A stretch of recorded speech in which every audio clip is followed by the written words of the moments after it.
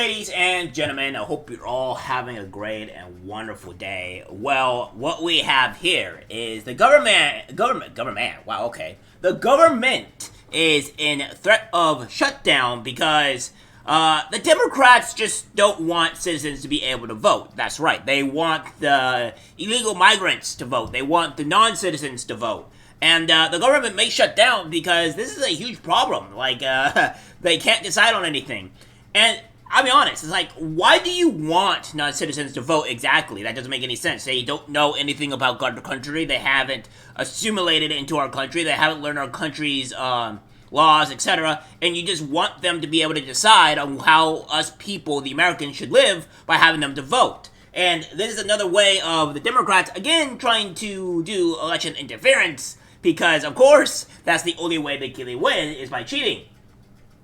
So, what we have here, my friends, is that government could shut down before election as Democrats balk at citizen voting rule and spending bill, by the New York Post. It says the U.S. government could halt non-essential functions weeks before the November 5th presidential election as congressional Democrats dig in against a House Republican spending bill that would enact more stringent proof of citizenship rules for voting. House Speaker Mike Johnson has included wording from the Safeguard American Voter Eligibility Act in the lower chambers pending continuing resolution, which must pass by September 30th to keep DC lights on, at the urging of former President Donald Trump, the Republican presidential nominee. Members of Congress returned to Capitol Hill Monday from their August recess, with Democratic leaders calling the SAVE Act unnecessary and likely to deter voting, and Republicans pointing out past bipartisan support and saying it's currently too difficult to verify voters' citizenship status. Is it? Is it? I don't think it is. I really don't think it is. I think if you have an American ID and your social security number and what have you, I think it's pretty easy to verify if you are a citizenship status. I mean, we also have, medical records of them, dating back a bit back, just knowing when they were actually born in whichever state of the United States. Yeah, I think that's pretty easy to verify if they're actually a citizen or not. So we could definitely at least use the birth records for that. So, I don't know about you guys, but it seems like there's multiple avenues of confirming on whether or not, people are actually eligible to prove their citizenship, among, other methods that, there's this ID thing, but I digress. But guys, this is, here's what I'm talking about. The Uniparty, aka Democrats and Republicans, the Rhino Republicans to be exact, they're really just trying really hard to not want to have this voter eligibility, to be able to have people decide what to do with their votes. They want non-citizens to vote because they know those millions upon millions of illegals are going to vote Democratic, and they want those votes so they can rig the election first off, and two, to be able to get into the White House easier because they have people that are not citizens to vote. Because they can't win by any other way, guys. They can't win. Because, guys, leftists, please put down your actual, your possibilities. If, why would you not want non-citizens to vote? Or why would you want non-citizens to vote? I kind of want that to be perfectly clear. Why do you want non-citizens to vote? And what is your issue with having non-citizens not vote? Because, again, this is just showing your American values. Because, put it this way, far leftists, put it this way. If we were to say that all these non-citizens here came in and started voting, and they're saying, oh, we want to be able to grape everybody in known demand, like all the women, we want to grape them. And they come with that policy, they come with that mindset or whatever, and there is, a way that the Democrats were going to allow this. Not saying that they are, because I don't think they are, but if they say they were going to do that, and there was somebody saying, oh, well, we want to have this person vote because they were going to allow this, would you want them to be able to vote? You can't be having this. The same thing with the, with Islam, or even the Hamas, or etc. Any of these people, if they came in with saying, oh, we want to be able to stone women, or we want women not to be able to have to dress a certain way, and then you're like, and if they don't dress this way, they get stoned or killed, etc. Would you want that to be a thing? I don't think you would. But that's the problem is when you get in outsiders and they don't come in legally or whatever, you get a whole swell of people voting for things that are not with our American policies, not with our own culture. I mean, but the other thing that will probably resonate with you guys even more. People being anti-trans, being people transphobic, if you will, because that's what you guys use. Say they were like, oh, we want to kill all transphobes, or not all transphobes, but all trans people. And YouTube, that's not what I'm saying here, so calm down. I'm not saying that we should go and kill all trans people. That's not what I'm saying. I'm making a point here, an example of pretty much saying, well, if these people from other countries say we want to do this, and we allow them to vote, that means that, well, they're going to be allowed to vote and want to enact this policy, to have this horrible policy to happen. So you have to really think if this is what you want here. So in addition to drawing stiff opposition from Democrats in both chambers and the White House, which call the voting provision a poison pill, the House GOP package, which would fund the government through March 28th, has failed to pacify Republican fiscal hawks who loathe temporary spending bills. Every fiscal year, which starts on October 1st, Congress must fund the government either through 12 separate appropriation bills or via a so-called continuing resolution, or CR. With Republicans holding a narrow 220 to 211 advantage in the House, Johnson has limited leverage ahead of the spending fight. Trump 76 helped redirect the debate to election rules and adding the controversial provisions. Democrats can't be counted on to help pass the House and block the legislation in the Senate. I would shut down the government in a heartbeat if they don't get it, Trump said in a recent view. It should be in the bill, and if it's not in the bill, you want to close it up. So I'm not here, but I have influence. As President Trump led the U.S. into a 35-day partial shutdown in late 2018 over funding demands for our U.S.-Mexico border wall, which the then president ultimately financed with the retracted defense appropriations. Yeah, and I think shut it down. Shut it down. Shut the whole government down. Honestly, our country is just better off if the government is just not working at all, honestly. I mean, they can't do anything. They're in their vacations. They're sitting at their very millions-dollar homes and stuff like that, and relaxing and not having to do any work, which they kind of already don't do already. But at least they're not trying to hurt the people. So shut it down. I'm all for it. Says 5 Democrats voted in favor of the SAFE Act when it came up to a vote in July. The proposal requires that people registering to vote present state officials will documents that prove their citizenship, including passports, state-issued real IDs that indicate a person's citizenship, or naturalization certificates.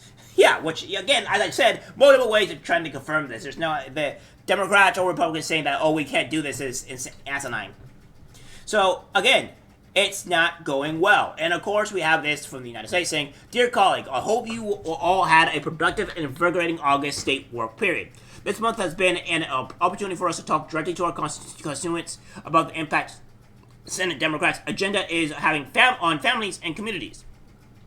As we gear up for a busy September work period, I am more energized than ever about our ability to deliver meaningful results. Throughout the coming weeks, we will continue confirming the Biden-Harris administration's well-qualified judges and nominees, and we must pass a continuing resolution to avoid a pointless and painful government shutdown.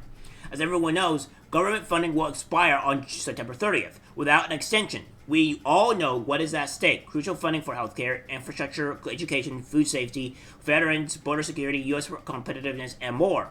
Democrats support a CR to keep the government open. As I have said before, the only way to get things done is a bipartisan way. Despite Republican bluster, that is how we've handled every funding bill in the past, and this time should be no exception. We will not let poison pills or Republican extremism put funding for critical programs at risk. Despite the closely divided Senate, I am proud of the accomplishment we have been able to achieve this Congress. I've always said my first choice is for the Senate to work in bipartisan way to get things done for the American people. Time and again, we've sought compromise and have been able to pass meaningful legislation to prevent a shutdown and avoid default, reauthorize FISA and FAA, provide funding for our friends in Ukraine, provide resources to our allies in Israel, and ensure humanitarian aid reaches innocent civilians in Gaza. Again, I don't care about Ukraine.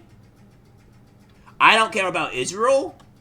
I don't care about Gaza. Let it all burn for all I care.